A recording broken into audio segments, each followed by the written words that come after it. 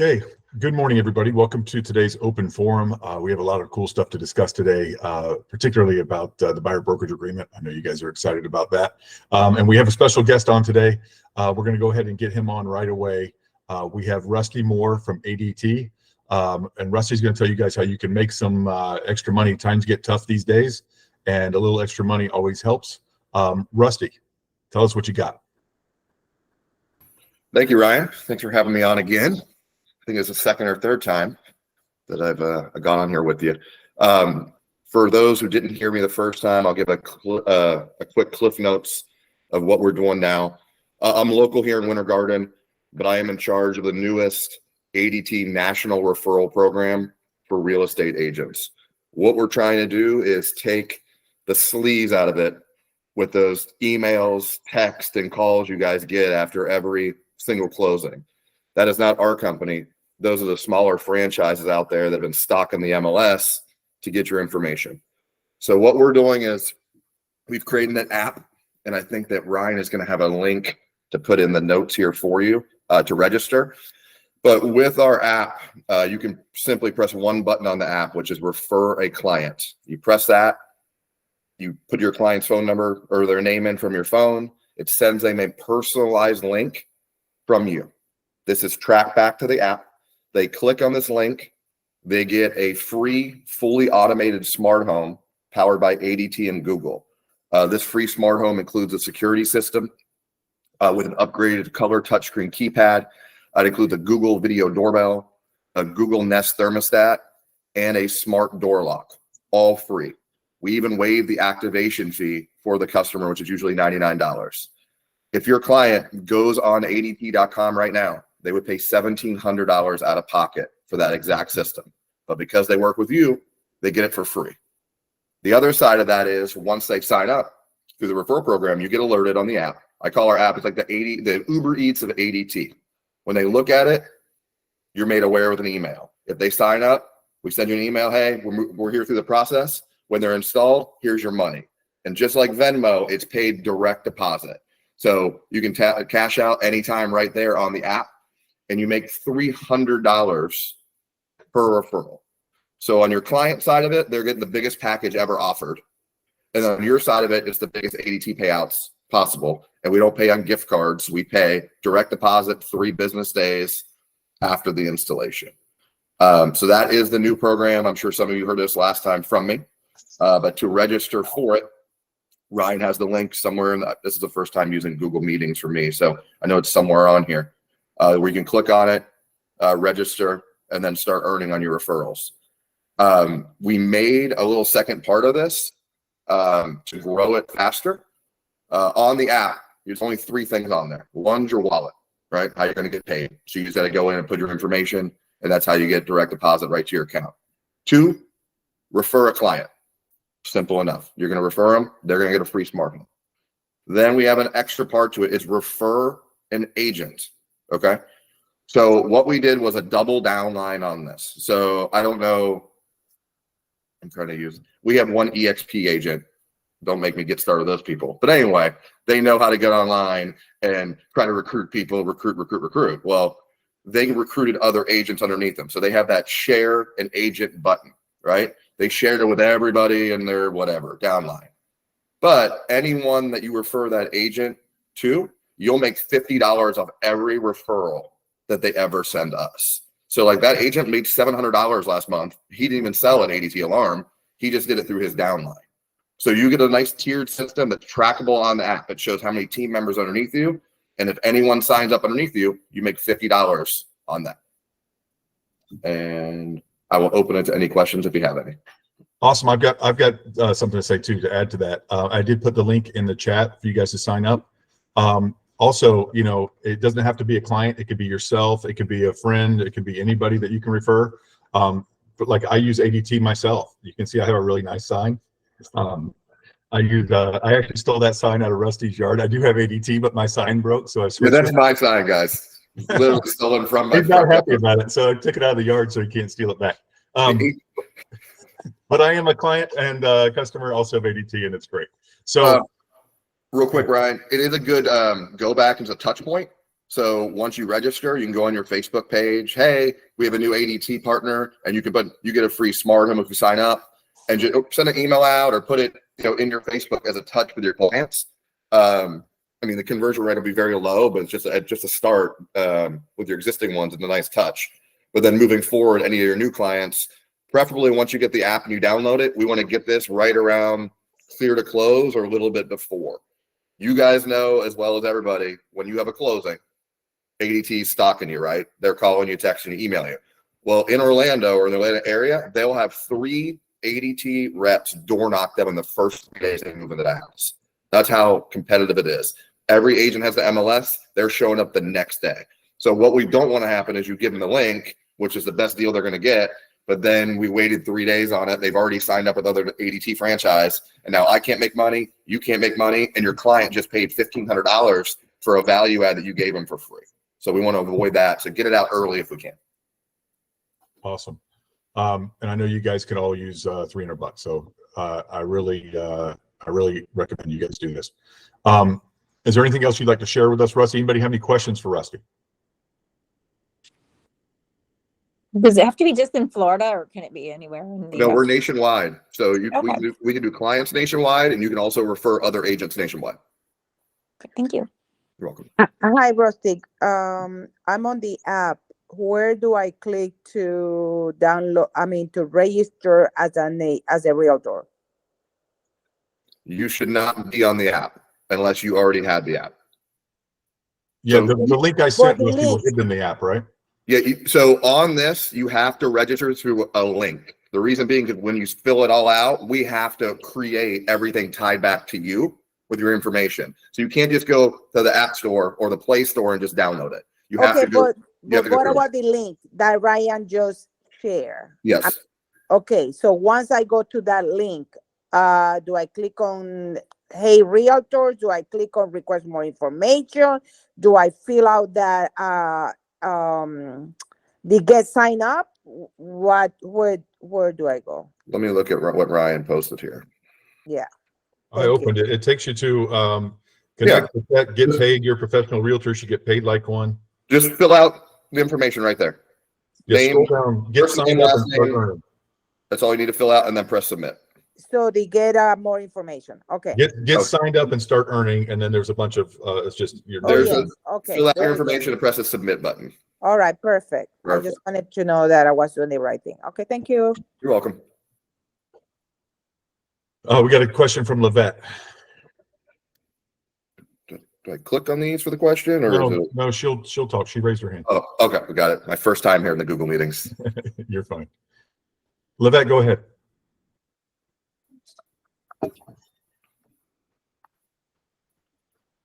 Okay, Tammy, go ahead. So how do they see that they're getting this $1,500 free? Because you could say to them, hey, I'm gonna send you or I'm gonna give your name to ADT, and be careful, because if somebody comes to your door, they're gonna sell you a system that is $1,500, $1,900, and I'm able to link you up and get that for you for free. So how do you even say anything to the client? You just put their name in there? What do you recommend? Download the app. So once you have the app and you go to share it, we have created, it's already typed up. It's a template that says, hey, thanks for trusting me for your home purchase. This is our ADT provider. They provide a free smart home, a $2,000 value.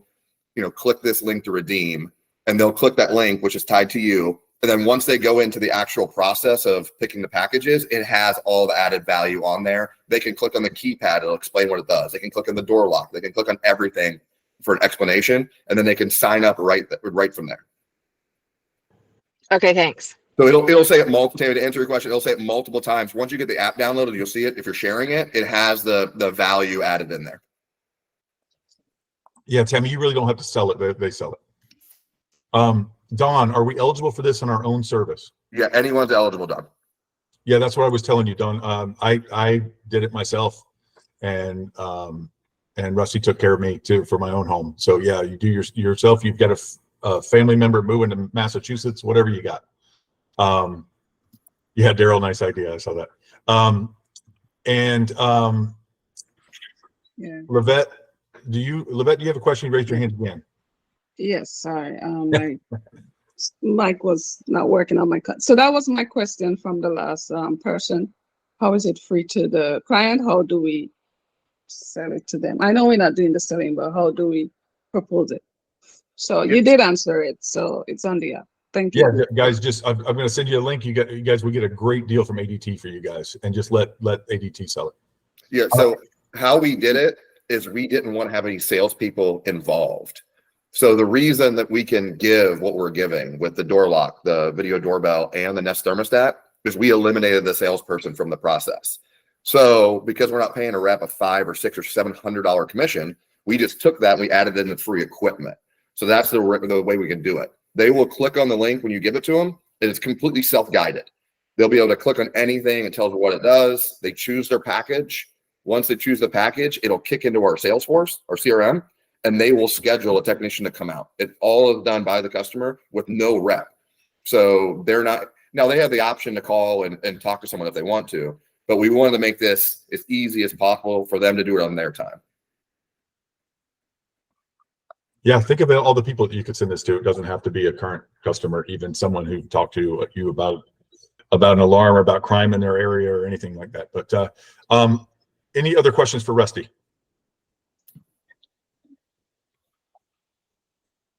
All right, guys. Well, Rusty, thank you so much for coming on. I really appreciate you. I'm enjoying your sign. It's running off all the burglars, so I really appreciate you. And enjoy the broken one I gave you. All right. Thanks, guys. Have a good one. See you guys. See you, Rusty. Not you guys. You guys stay. All right. So let's get into this. Let's get into the buyer brokerage agreement. Guys, that's just a way for you guys to make a little extra money. You can do it. Even think about people who aren't even like your current customers. Let me see here. All right. As you guys know, those of you who were here last week, and we've got about the same amount of people we had last week, so it's probably a lot of the same ones. And when we talked about what the changes are with the MLS and everything, we talked about how to protect yourself, how to make sure you get paid. And you know, I don't think it's the end of the world, like we talked about last week. I don't think it's the end of the world, but this is how you're going to get yourself paid. You're going to make sure that you get paid, even if your client wants something where they're offering zero. And this has always been the situation, guys. This is with people, like we said, the minimum before was $1, and you guys saw some that were $100 and that were $10 or that were 1% or whatever it is. This is how you protect yourself on that stuff. So let's talk about the brokerage agreement. I'm going to go through it fairly quickly and talk about kind of the newer stuff on there that applies to this. The parties are obvious. Those are the buyers. This is your name and Florida Realty Investments. Oh, by the way, I'm using the one for transaction brokers. Always use the one from transaction brokers. You guys, we do the fourth most transactions in the Stellar system. So you're going to run into a lot of FRI agents out there. Make sure you take care of this so you don't have to do a transition to transaction broker later. That is just, and they even have a form for this to transition your buyer brokerage agreement to transaction broker. And that's in case you run into one of Ida's listings or Daryl's listings or Tammy's listings or Angie's listing, whoever you run into out there, in case you run into one of theirs. But this is how you protect yourself, and always make sure you get paid. Your name, the office. Make this for 6 months or a year, whatever you want. I suggest like 6 months. That's reasonable. Buyers interested. Okay. This is where you talk about this. Now, you are never limited to what you put on here. So I did get that question before, and it's a good question. If I put on here type of property, single family home, and they end up buying a townhouse or they end up buying a lot to build on, are they still covered? Is this agreement? So yes. Yes. How many times do you have people that want a 4-3 somewhere on one side of town, and they end up buying a 5-3 in a completely different part of town? Happens all the time. Location. Just put, you know, whatever your area is, the zip codes they told you. But really what you're doing here, this is sales 101. You're just telling them that you've been listening to them. What you've talked about, you're summing up what you've talked about. You're not going to try to jam a different property down their throat or anything. You're going to help them find what they want. This is what they told you their price range was. Of course, that doesn't always hold. And of course, the agreement covers if it goes $1,000 over or $100,000 or $10,000 or $1 million over. It doesn't matter. This is what they're pre-qualified for. You check whether they have or have not. By this point, hopefully you've had them pre-qualified, but not necessarily. It might be on the first meeting with them. And then maybe you're going to call the lender right after that. They're not quite pre-qualified yet or pre-approved yet. Again, if you don't know the difference between the two, you want pre-approvals. And that's what we see a lot of now. That's what came out of this big sellers market we just have is now lenders are selling it.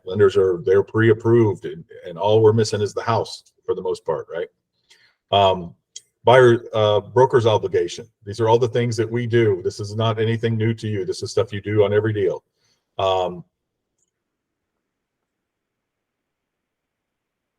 These are all part of the things that you do. Other buyers. Buyer understands that broker may work with other prospective buyers. You guys have all called me with this before. I have 2 buyers that want the same house. What do I do? This is what covers that. Buyer where existence of any offer buyer makes, so long as broker does not reveal any material terms or conditions of the offer without buyer's prior written consent. By the way, this is the law. This is the code of ethics. This is everything. You don't share another buyer's offer. If you ever call a seller, a listing agent, and they tell you what someone else has offered, they should not have done that. Don't you ever do that as a listing agent. But if they tell you, then you know, that's fine. If you've got one buyer and there's another buyer with somebody else and they say, well, they came in at full price, or they're at 240. If you could get to 245, my seller will take it. That's fine to know. That's great information to have. But you don't share with one of your buyers with another buyer. You can share with your buyer what somebody else's buyer has done, assuming you can believe it. Fair housing. These are all obvious things. If they don't want to agree to this, then do not sign with them. So service providers. I've never heard you guys ever say that, oh, I had a buyer's brokerage agreement, but they didn't like the fair housing part. I don't think they would do that even if they were ill-intentioned. I don't think they would say it. All right, service provider. Broker does not warrant or guarantee products or services. A third party whom broker at buyer's request refers or recommends. This is talking about inspectors, lenders, anyone like that. They say, who do you think we should use? Title companies even. Who do you think we should use? Well, this is for buyers, but whoever it is, always give them at least three, and tell them they can Google whoever else they want. We have a list on our paperless pipeline under the, Daryl will get right to you, hold on a second. Under the reference tab of a vendor list. We have one for Orlando area. We have one for Tampa area. If you guys want to add somebody that you think is great on there, just let us know. And we'll do that as well. But that gives you 3 that we've worked with, that our agents have actually worked with and are happy with. And then you can say, but tell them also, these are ones we work with, but please Google whoever you want. The last thing you want is something undisclosed that pops up 6 months after they bought, and we fed them one inspector that, oh, hey, use my cousin, because then it looks like the books were cooked. Daryl, what's your question? Another question, just I wanted to chime in. A lot of agents don't know that once your seller gives you permission to release the bid price from a buyer, you're allowed to do that. A lot of agents don't know that. And I fight with other agents. I'm like, yes, if you have permission from the seller, you can tell the other agent about their buyer exactly what the bid was if they want to go over that bid. And a lot of agents don't understand that. Yeah, and a lot of them, a lot of them are afraid to talk to their client, afraid to talk to their seller, and let them know that guys, they're counting on you for expertise. You are not just the middleman who handles the paperwork and the communication back and forth. You are supposed to be an expert. So you let your sellers know, I think we should let these people know what they have to actually be. How many times have you had a highest and best and you're waiting on one last one and it comes in and it was lower than the ones you had? But probably because they didn't know. Right. So, when I have a more established buyer, like a better buyer, you guys have all had this before where you feel like this buyer is a better buyer, but there's a weaker buyer who's offering more money. And you feel like, your seller is going to say, well, take the more money. Right. Let that other one know, tell the seller, I think this other buyer is stronger. I think we should tell them what this one is offering and see if they can beat it or match it. And if they can match it, I think we should go with the stronger buyer. Right, they're putting more down, or maybe their lender's just in contact with you, telling you how strong they are, whatever it is that sells these things. Well, thank you, Daryl. Yes, that's a good point.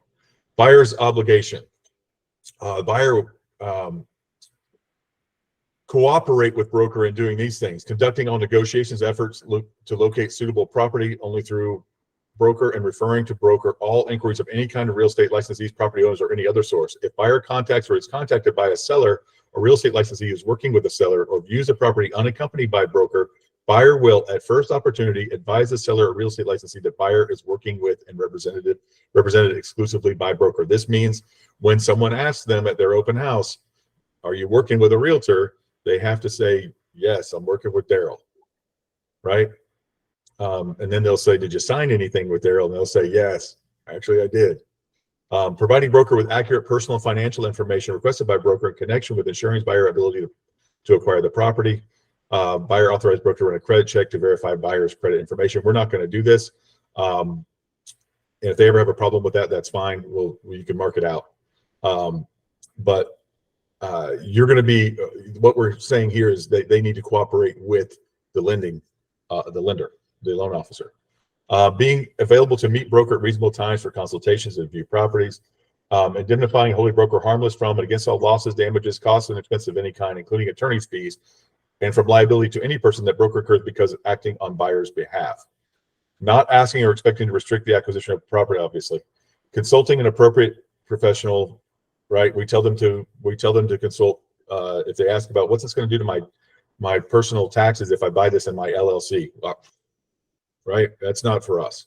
That's for them. We don't know all their information. We don't know their circumstances. Retainer. I used to be against you guys doing this, but during the seller's market, I was for it.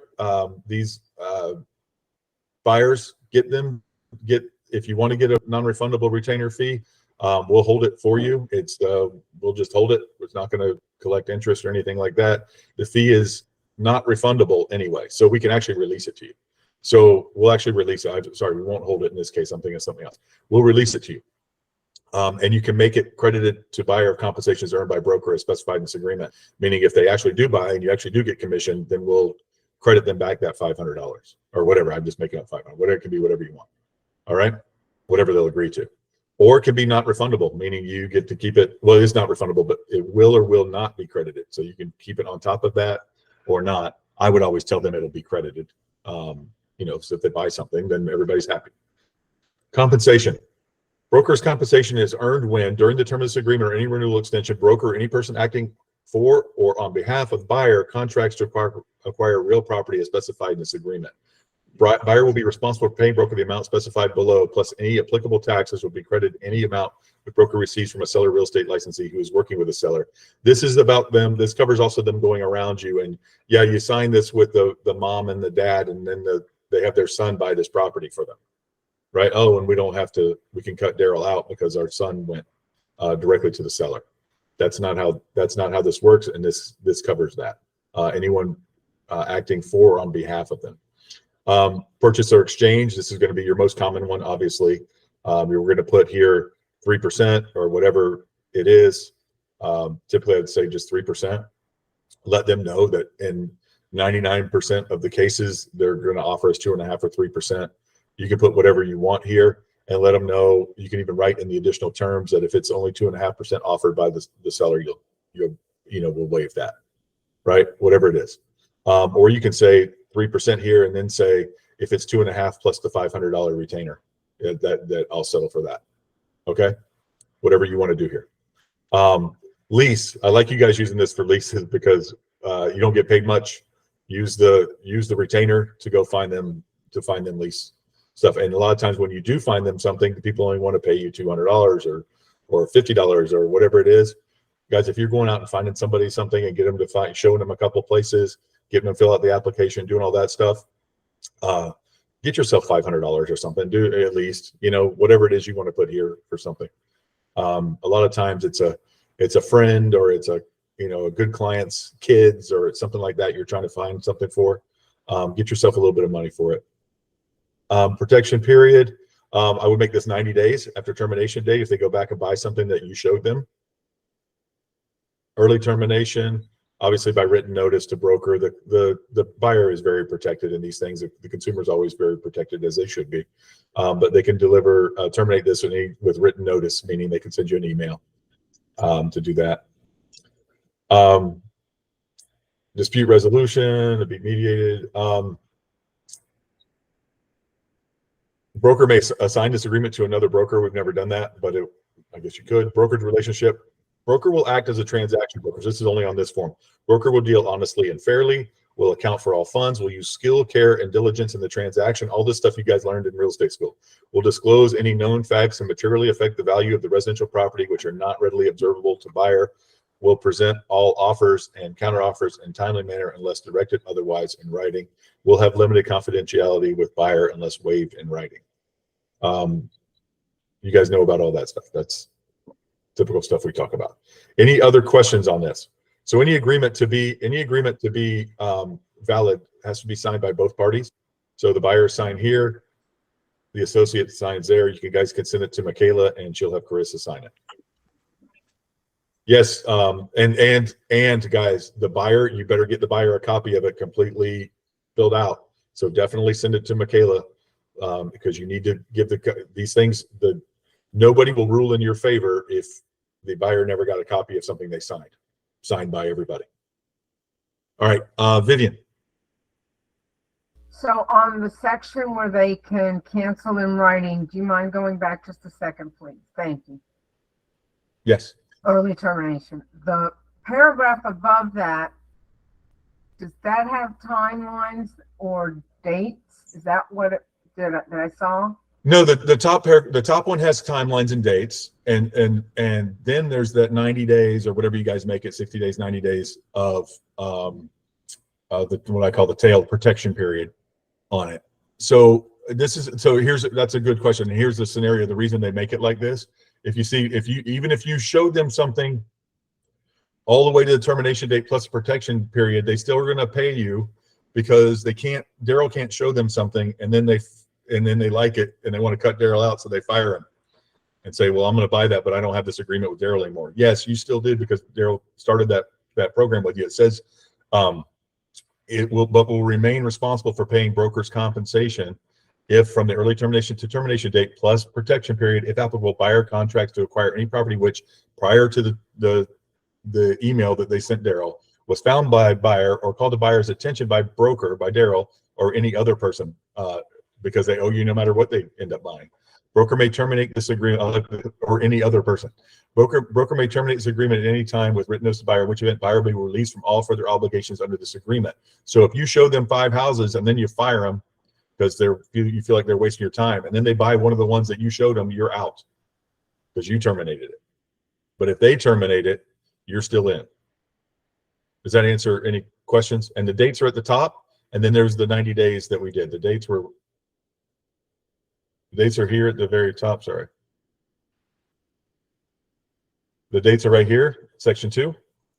And then the 90 days was right after the money down here. All right. Sorry, I'm trying to go slow, but still. Here's the 90 days. Protection period. It's 90 days, 60 days, whatever you guys want to make it. 100 million days, I don't care. I don't know if these are in order. Tammy? Okay, so I'm meeting somebody today at 2. Be the first time I'm meeting him, and he called off my sign, and he's like, I gave him information or something, and he's like, and we're looking for a realtor, and I really like you, blah blah. So, do you show up at the first showing and like, here, sign this? Because it kind of made a suggestion like we're looking for a realtor, and so they're in the process of making a decision. I don't want to force them to work with me if they're making a decision. I mean, I think they'd like me, and I'd be fine with that. But what do you say to that? Your broker makes you get these done, and you can make it. And if they have any problem with it, then you can just make it for the one, or just make it for that one showing. No, if they had a problem. No, okay. So if you do a showing and then you never hear from them again, and then they buy the property later, you're not the procuring cause. Whoever got them to write a contract that was accepted by the seller is the procuring cause. You're not going to get it for showing it. Guys, get this done, Tammy. Be strong. They want to work with you. I know. They've already said that. get them to sign this. And there's Okay. nothing wrong. Your broker says that you need it, and you do need it. I'm telling you right now, you need it. My broker Yeah. says I need it. Okay. Okay. My broker requires this. Yeah, I would just say he says you need it because we don't require Oh, it. okay. So that's not true. Oh, okay. But Okay. but my broker says I need this. Oh, That's okay. it. I mean, you just use your terminology wisely. Okay. And Otherwise, your broker's gonna beat you up. yeah, yes, your broker's gonna yeah. So well, you're just not gonna get paid. So Tammy. So I know you have this before, Tammy. verbiage wise, you just say, I need you to sign this. My broker says I need this. I mean, you kind of sound like an idiot in a way, I think, because well, my broker says I need this. Well, no, but only if they object. So this is all right, guys. This is the paperwork. what's your verbiage? No, just look. This is the paperwork to get started. Oh yeah, guys, just act like it's nothing, and then go through it with them and educate them. Okay, got it. The That biggest sounds part of good. this, and I didn't cover it when we were going over it. The biggest part of this is educating them about how you get paid, about how 99% of the time you get paid by the other side. If not, if there's ever a time, and I don't even want to cover this right now because it's not going to be, you're not going to see a rash of zeros on people offering buyer agents. I don't believe. I think business is going to be done very similarly to how it's always been done. But this is going to cover you guys, and so. No, there's no, Tammy, it's just paperwork to fill out before you go look at properties. Tell me what you guys are pre-approved for. Do you have a pre-approval letter? I mean, we're just doing paperwork. This is a serious business. And there's paperwork involved in anything that you do, any kind of serious business. And this is just paperwork that we sign before we go look at properties. Look at all the things I'm going to do for you. Look at the broker's obligations to you.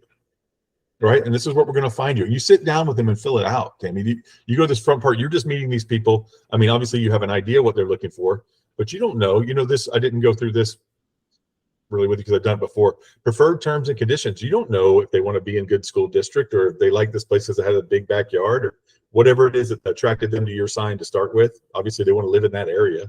So whatever it was there, that's where you write this stuff down.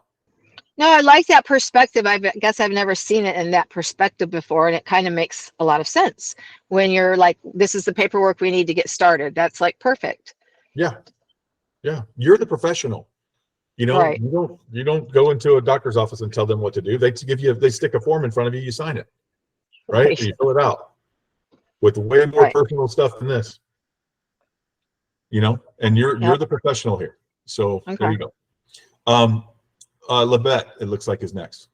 Yes.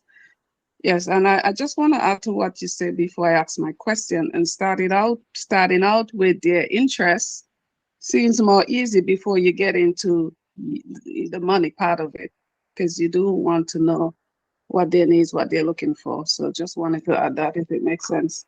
Okay, so my question is, what would be a special clause as outlined in line 13?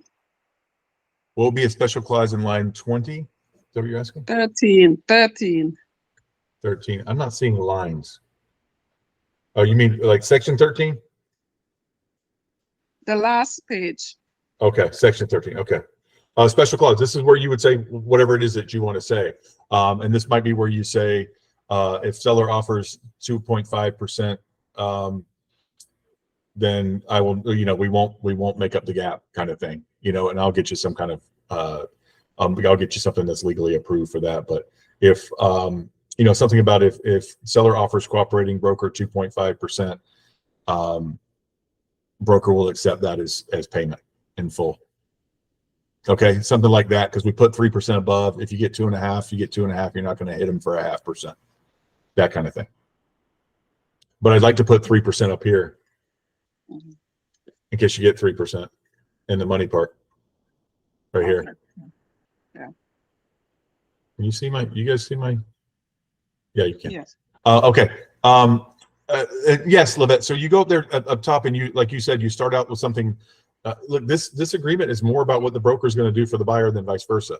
And that's what you start with. This is what you're promising to do for them. And that's the way you need to sell it to them, and then educate them that there's no house that Tammy can show them, Livette, that you can't. There's no reason to work with Steve or Tammy or anyone else when they can work with you because you have this access to the same exact properties they do, assuming that they're not holding pocket properties or whatever. But for 99.99% of the same houses, they can see, you can see, right? You can show them any property that Tammy could show them, or Steve could show them, or I could show them. So let them know that. You're a member of the local board, you're a member of the Florida Association of Realtors, the National Association of Realtors, and the MLS, and you can show them any house that anyone else can show them. So if they have any questions on anything, you're going to set them up on a search, and if they have any questions on anything else that they see or hear about, you'll be happy to professionally walk them through the process of buying that property as well, including for sale by owners, etc. Okay. Tammy, how are you up again? Steve. Yeah, thanks, Ryan. I think you already answered it. My question was, if the seller is offering compensation to the buyer agent, then where would we make note of that? And I think you said just put that as a special term or condition in line 13. Yes, this has always been, paragraph 13. This has always been the same here, purchase or exchange, and you always put 3%. And we've never done this, guys, where if they only offer 2.5%, then we hold their feet to the fire for that extra 0.5%. But I've always liked to put 3% here.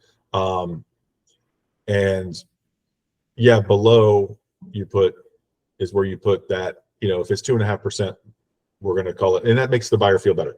If the seller offers 2.5% or more as cooperating compensation, then you can say paragraph 7A is fulfilled. So we're seeing more 2% to the buyer side. I don't know what's going on there. And this covers you for that. This covers you for that, and I'm still waiting to see if they're going to allow us to write our own commission into agreements. Now that commission is not required and it's just I guess fair game. Yeah, I'm going to see if they're going to start allowing us to write our commission into contracts. I think we should have always been able to, but right now it's a violation, but it shouldn't be going forward. So we'll see how that goes. All right, thanks. But yeah, just put there that they're doing, and that'll make them feel better. Look, if they're offering 2.5% or more, then we're gonna consider 7A satisfied. Got it. Thanks. All right. I can't see the hands now. I see Vivian's hand is up.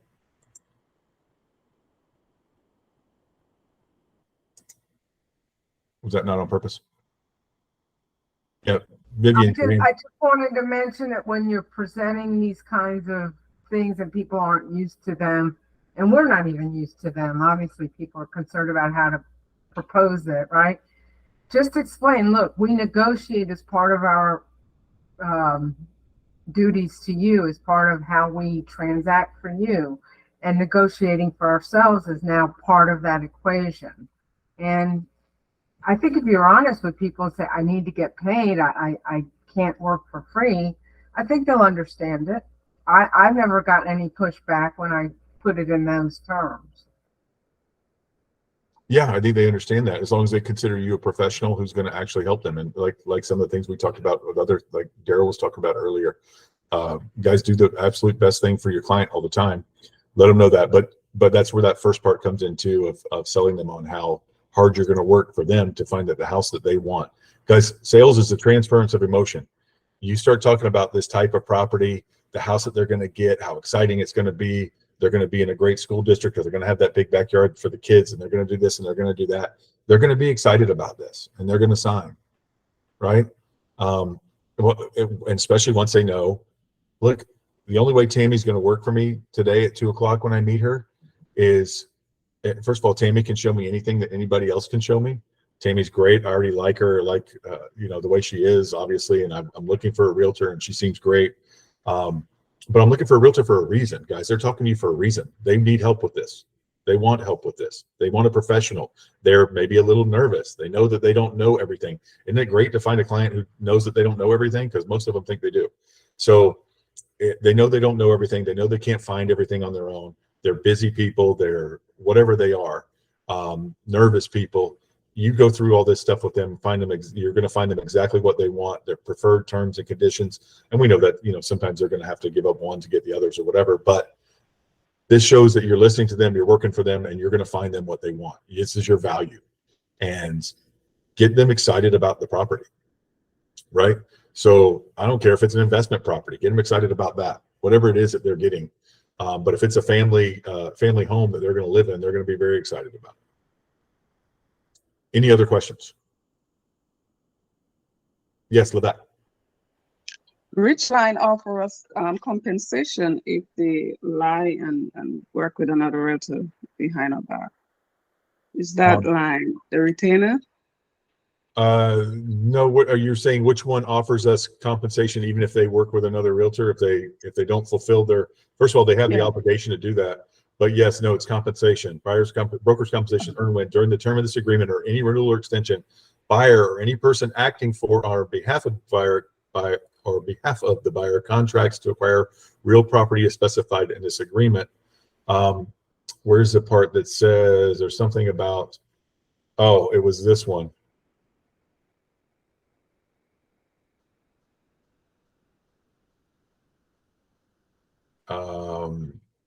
It's the one that says, or any other persons, which I thought was great. Oh, buyer may terminate this agreement at any time by written notice to broker, but will remain responsible for paying broker's compensation if from the early termination date to the termination date plus protection period, if applicable, buyer contracts to acquire any property which prior to the early termination date was found by buyer or called the buyer's attention by broker or any other person. Anything that they buy during this whole thing, it's just like the exclusive right to sell that you do on a listing. If you have a listing with a homeowner, a seller, and you put the sign in the yard, the neighbor comes over and says, I didn't know you were selling. My sister wants to move in next door. And they buy it, you still get paid. It was brought to his sister's attention by any other person. It wasn't another agent, it wasn't anybody else, but you still get paid. Okay. So this is doing the same thing for a buyer. So if they walk into, so if you have a buyer and you want to hold their feet to the fire because you showed them 20 houses and then they walk into Lennar tomorrow and they buy a house on Sunday without calling you, they still owe you 3%. Okay. They should have, because it says in here their duty is to let them know that you're representing them. And if not, they owe you 3%. Okay. I asked that because if it was 9.6, I was thinking, why would I make it refundable? But that's why I asked. Well, it's not refundable. So let's go back to retainer. The checks will be written to Florida Realty Investments. We will pay you out 100% of it. We don't keep any part of that. We'll pay you out 100% of it. You can credit it toward their compensation if you sell something for them. That's what I would do. Or you can, but if they don't buy anything, you keep it. Either way, you keep it. You'll either credit it toward that. So you give them a $500 credit at closing. If they've already paid you $500, I think that's probably a pretty fair thing to do. Or you can say, look, if I only get 2.5% here, I'm keeping that $500. We're not crediting. Okay. Okay. And if you need help with the language on that, just send it to me. If you guys want me to look over these buyer brokerage agreements before you send them to people, send them to me. But like Tammy today is going to fill hers out by hand because she's meeting with these people in person and she doesn't know any of this stuff yet. She doesn't know all the stuff that they want. Okay. Any other questions? Lisa? Yes, you had mentioned that this would go even for new home builders. It goes with the buyer if they decide to go to new home. Yes, yeah, of course it would. Yeah, you can do that on the top part. Say they want a brand new home in these communities, one of these communities, and we'll go look at it next Saturday, right? So whatever it is you want to do. Okay, because I know like I've had clients, they go off on their own without even telling me to new home builders and they register. And so then this would legally, I can go to the new home builder and say, hey, they have an agreement with me. Nope, you got to go to the buyer and say, hey, you owe me 3%. Ah, okay. But that's why education is so important. And you tell them up front, no, the new home builder is not bound by this. Okay. The buyer's bound by this. Okay. Okay, good to know. Yeah, it's really good to know, but let them know that.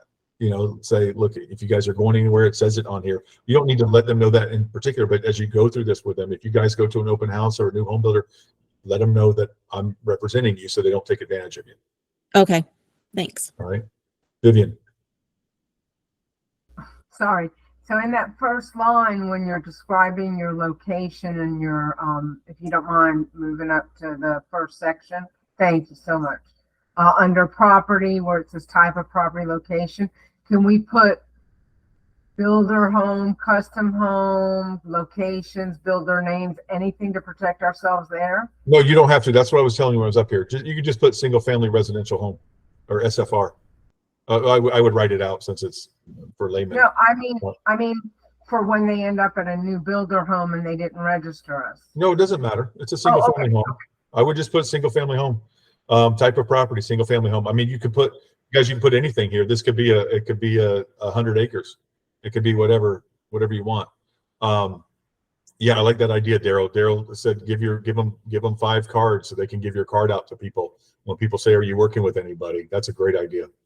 Very nice, Daryl. Type of property, you can put that. I'd rather be vague, Vivian, than specific about this, because you don't have to be. Like we said before, somebody will look at a 3.2 and a Popka, and they'll end up buying a 5.4 in Windermere. Nothing near, with completely different price range, completely different location, completely different everything. Some of the things they told you they wanted here, they won't get. And they'll tell you we want a house we want to fix up, we want an old house we want to fix up, and then they'll go to a new build. So you never know what people are going to do. So I like to be purposely vague here. Julie.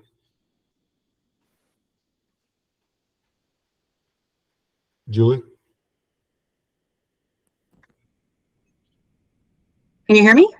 I can now, yes. Now, okay, awesome. I just have a question. So if you get a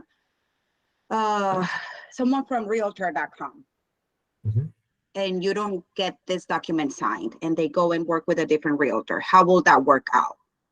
What do you mean you get them from realtor.com? How'd you get them from realtor.com? Let's say you're getting that lead from realtor.com. Like I'm ready with realtor.com. Yes, from UpCity.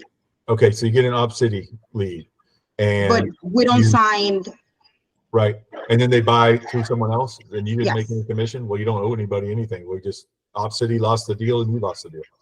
Okay, okay. All right, I just want to make sure. So these UpCity and Prime Street leads work like referrals. Guys, if you want to get signed up for that and you haven't, send it to Michaela. UpCity and Prime Street. Send an email to Michaela to get you signed up.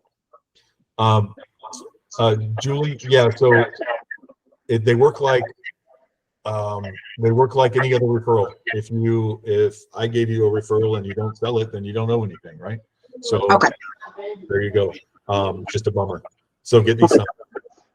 All right. Thank you. Yeah, I'll tell you this though. One time we had an UpCity deal where they gave us a lead, and then like a year and a half for one agent, and the agent dropped them because they weren't doing anything.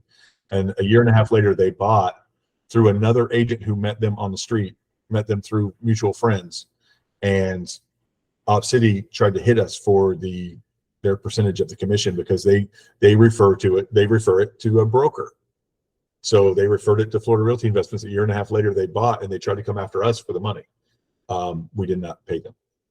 We gave them a bunch of evidence that that's not what happened, and we got out of it. But legally, we shouldn't have gotten out of it. That's just the way it goes. Marissa Bell.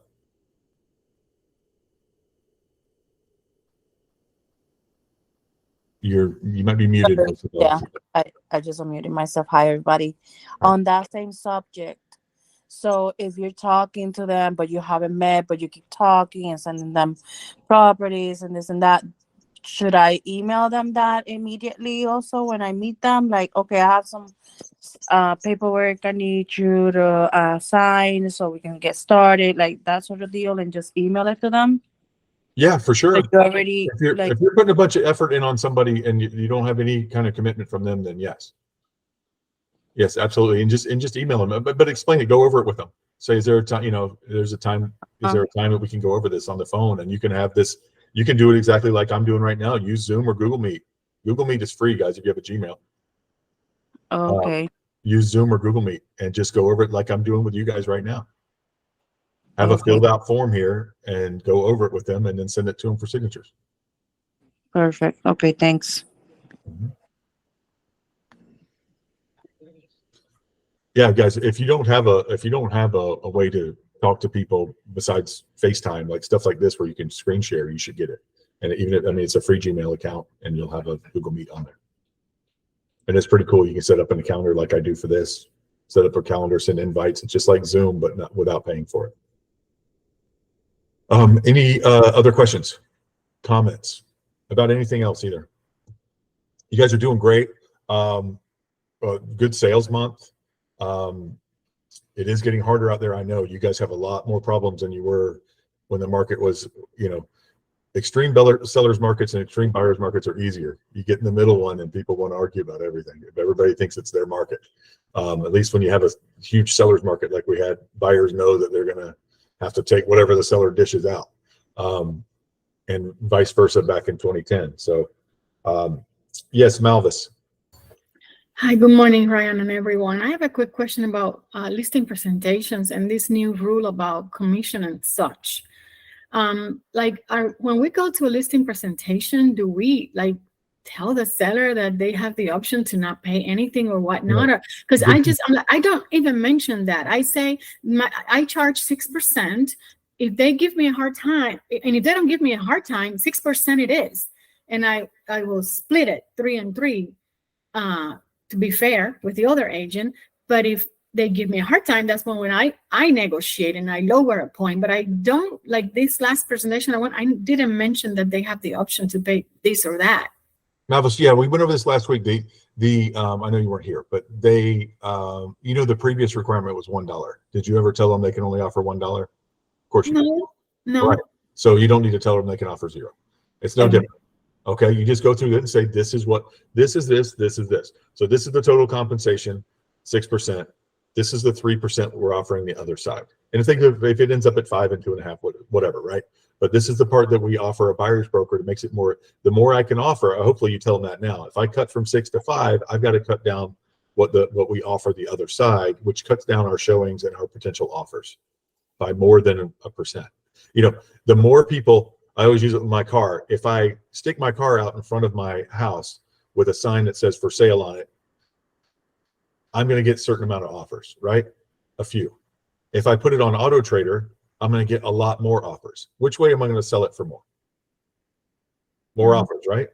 More offers means more eyeballs on it, means more I'm getting to more prospective buyers who are ready, willing, and able to buy my vehicle. It's the same for my house, right? If I do a FSBO and put a for sale sign out front and put it on Zillow, is it going to reach as many people as if I put it on MLS, which also is on Zillow and the other 1,800 websites around the world that it goes to?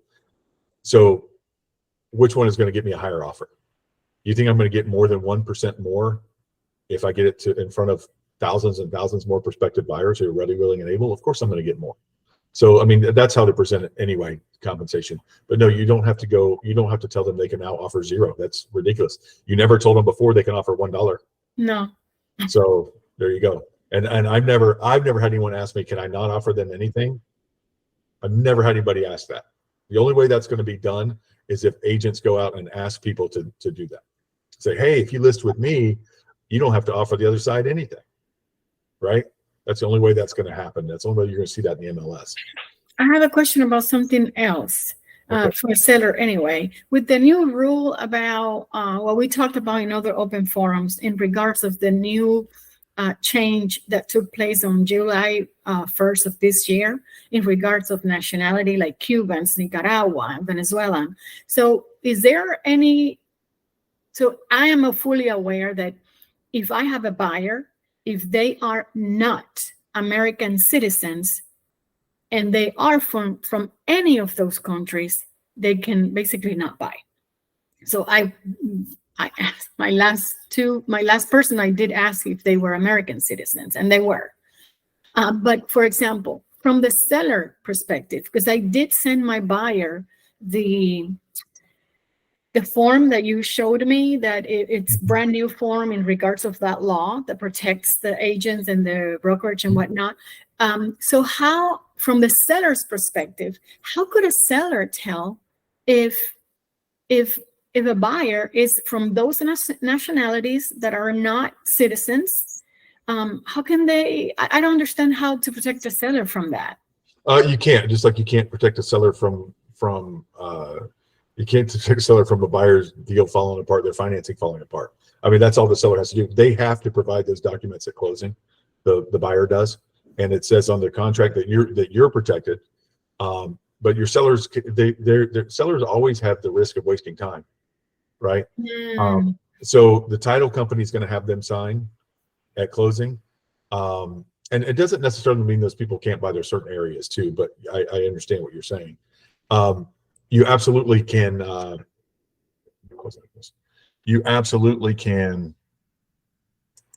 you can't protect your sellers completely. You can protect them from selling to someone like that. And as long as they don't knowingly sell to someone who's not allowed to buy, then they're perfectly fine legally. But as far as wasting their time, you can't. I mean, if the buyer's going to lie on the form to start with the other agent, then they lied all the way up to the end, and they can lose their deposit. So that's it. Okay, so the title company now has new paperwork, and I suppose the lenders do as well. When they're filling out the lending application, they have to tell whether they are, They're not going to get through, Malvis. There's a lot of roadblocks, and if they do, then that's a lot of people dropping the ball if they get all the way to the closing table and get denied there. So a lot of people have dropped the ball. But yeah, typically they're not going to be pre-approved. Of course, a lot of them pay cash, always have. So that's the but that'll get stopped at the first of all. If you have a client that you're worried about, that you have that form. Hopefully the other agent uses that form as well. If you can request that form anytime you want and make sure you're protecting your sellers, probably should do that. And that's that. You can't protect them from completely wasting their time, though, just like with anybody else's deal that can fall apart at the last minute. Okay. Carolina, then Romina, and then Tammy Daniel. Go ahead, Carolina. Hi, everyone. Good morning. It's been a little bit that I've not been able to come, but I'm glad I'm here.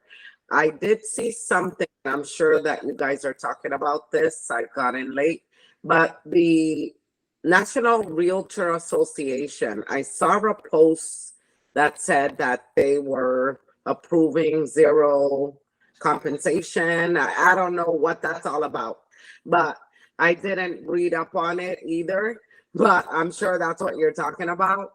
Can they do that since we're on the MLS and it says that you cannot put a property unless you ask for compensation?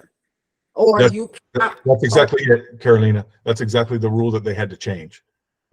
So they got sued for $44 billion, and them and a bunch of the larger brokerages, traditional brokerages, got sued for $44 billion. A lot of them settled for 55 million, 83 million, a bunch of other crazy money like that.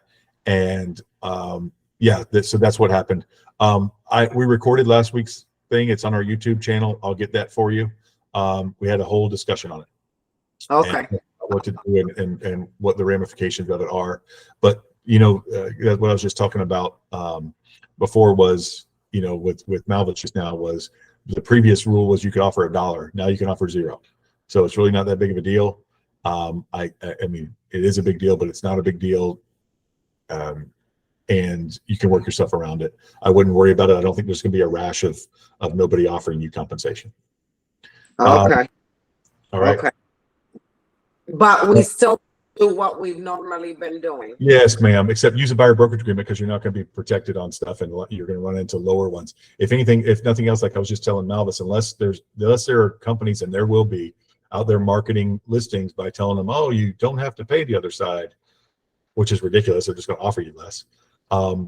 Then you won't see it. I mean, you guys aren't going to do it. Are you guys going to stop offering 2.5% to 3%? Or are you going to keep doing business the way you've been doing it? For the most part, you're going to keep doing it the way you've been doing it. Yes, Romina. Yes, I wanted to, Malvis, you said that only citizen.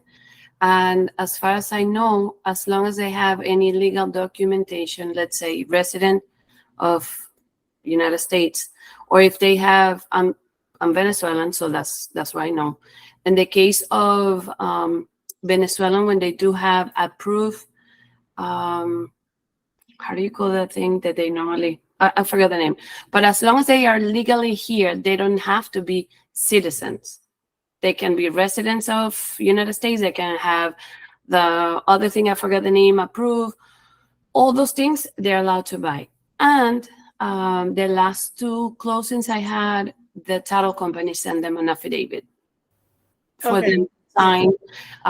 The people that I represent, they were from Peru, but they were obligated to sign an affidavit saying that they are not foreign. What's the other word that it says in that affidavit? Foreign nationals or foreign. Principal, I forget that. Okay. So yeah. So it's not necessarily citizen. So I just want, in case that you didn't know, I just wanted to let you know. Yeah, I Yeah, think yeah, definitely. Yeah, Melvis, I didn't like the way you said that. If they're from these countries, they can't. But that's not true. That's not the case.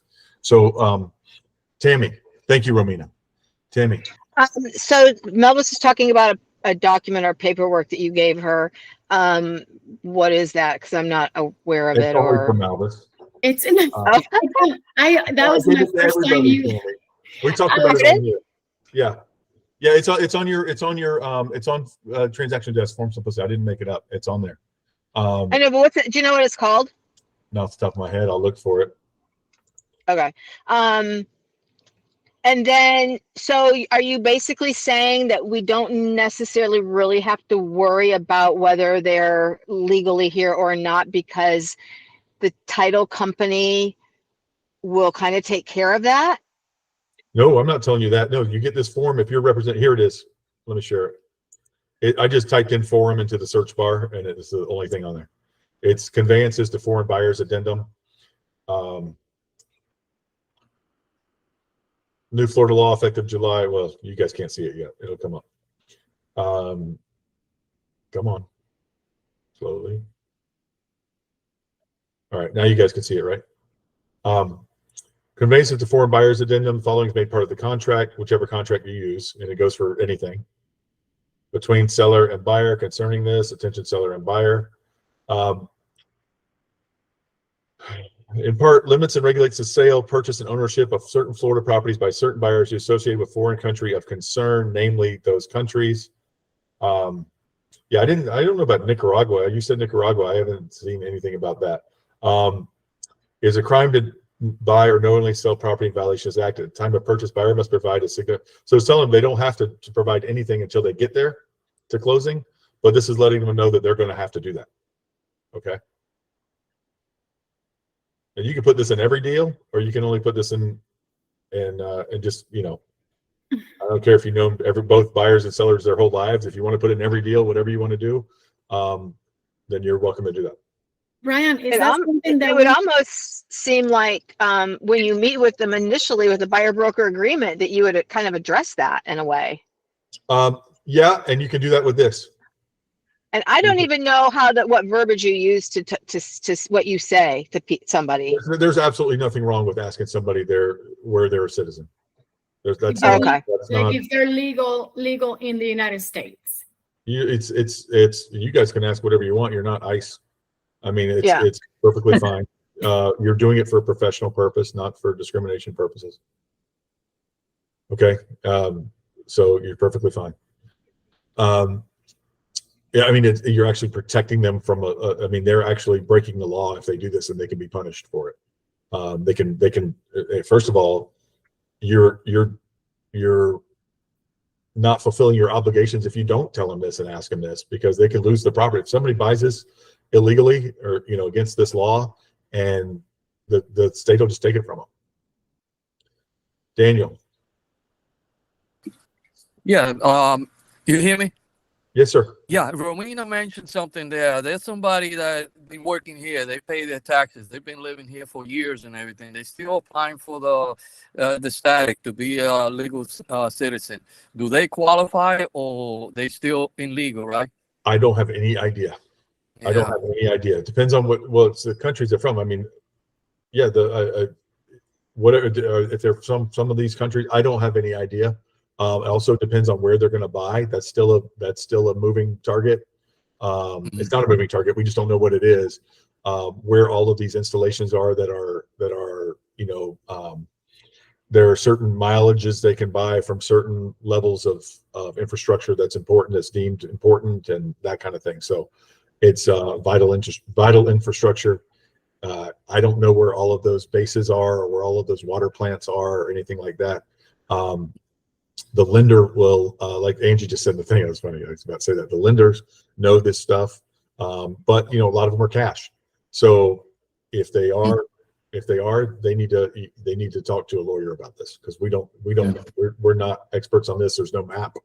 There's no, there's no app where you plug in their nationality, because some, China is the most restrictive, and then Venezuelan and Syrian and stuff like that are some of the least restrictive, and so they can buy within certain mileages that Chinese people cannot.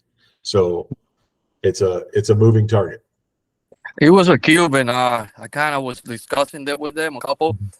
She's legally here. He's applying for his immigration, but he's been here for years and he's been working legally and all that. So I wasn't sure about that. Is he borrowing or paying cash? No, he's borrowing. Okay, I'm going to talk to the lender about it. Yeah, so I figure I'd talk to the lender and make sure I check with the title, everything before anything goes on, I guess. Okay. Yeah, good. he's from Cuba. Okay. All right. Thank you. You betcha. Any other questions before we go? What's the name of the form? It's if you just type foreign into the search bar, it's conveyances to foreign buyers addendum. I don't know how you guys search for forms. I just go to forms, and all I did here was type in foreign, or well, I spelled it wrong. BIGN, and that's the only form that pops up. Okay.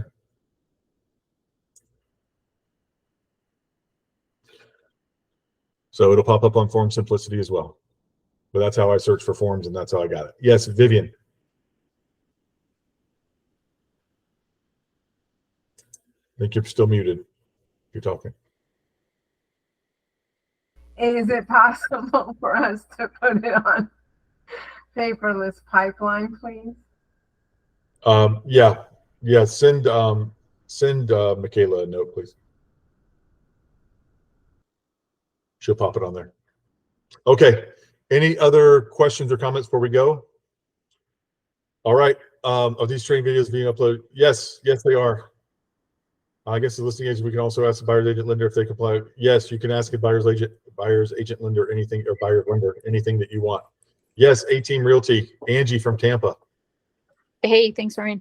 Does anyone have any good career day ideas? I'm presenting at my kids' school and elementary age kids to talk about real estate. Last year, I did a really cool thing. I got a money gun off of Amazon that shoots out dollar bills. And I printed them really cool with a QR code so they could scan for their house value. And that was a really big hit. Everybody loved that. I went around school telling my son that his mom's super rich. So that was fun for him. But it was fake money, of course. So I did that last year and that was fun. It's of course hard to top that. And no, Mandy, I don't ask ChatGPT everything, but I will start. Anybody else have any real human being ideas? No, but that reminds me of something. That actually is the best idea I've ever heard. So I couldn't top that. That reminds me of something. The guy who came into our training, we had a guy come in here probably 5 years ago from a title company, and he was a social media guy. And he said he put a sign on his desk that I thought of putting on mine. And it said, before you ask ... did you Google it? So Mandy's doing that to you. Did you chat GPT it? Times change. Anybody have any ideas for Angie? Another one that I found online, I did Google it, or actually went on Pinterest, was to have them practice like opening lock boxes. So like electronic lockbox. So I guess that's pretty cool that he uses Bluetooth. So I'll probably do that, like let a volunteer open up the ELB. And I might have to just shoot money at them again because it's kind of hard to top that one. It is. Yeah, you're going to be completely lame if you go into the same group and you don't have money this time. I think they're all going to ask for it. I'll post my video on the FRI page. It's really cute. It's in slow motion and it shows the money going all over the group of the kids. Yeah, I over delivered. Thanks. You certainly did, and I'm glad I never had to do that. I would have been terrible. That's a great Christmas present idea for kids. Give them a little money gun. Yeah, it's really fun. I actually found a hot pink one too, so it matches my branding colors, and it's really cool. It's fun. Well, that's a very good idea. All right, so Angie's going after the younger market, getting ready. That's how you fill your pipeline for when they turn 18 and they can legally buy. Get them all excited. Yeah, I got 20 years of pipeline filled. All right, guys. I will see you guys next week. Have a wonderful week. If you need anything in the meantime, let us know, and I will look forward to seeing you then. Just so you know, Michelle's out this week. Michelle, our marketing coordinator, is out this week. So if you need anything in that regards, hit Michaela and I. All right. Thank you very much, guys.